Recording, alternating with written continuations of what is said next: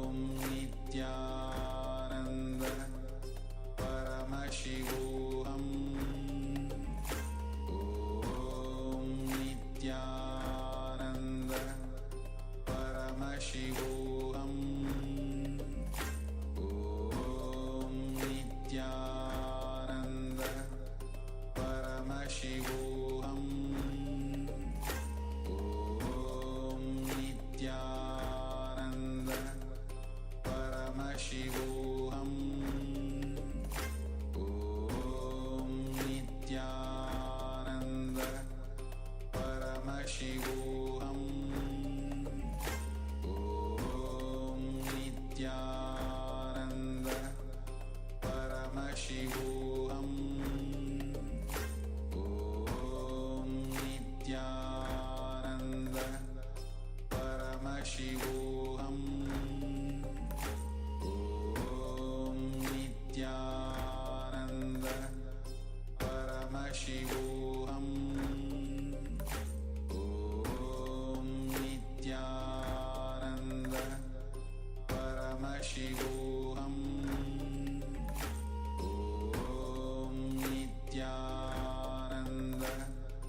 परमशिवोऽहम् ॐ नित्यानन्द परमशिवोऽहम् ॐ नित्यानन्द परमशिवोऽहम् ॐ नित्यानन्द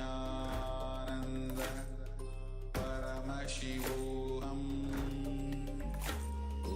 ॐ नित्यानन्द परमशिवोऽहम्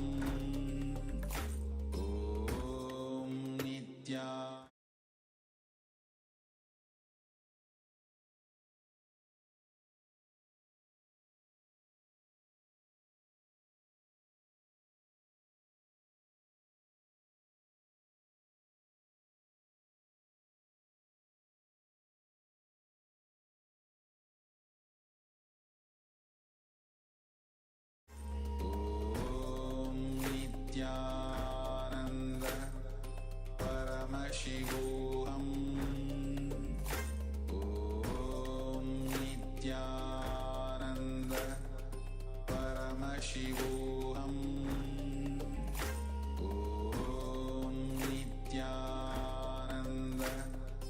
परमशिवोऽहम्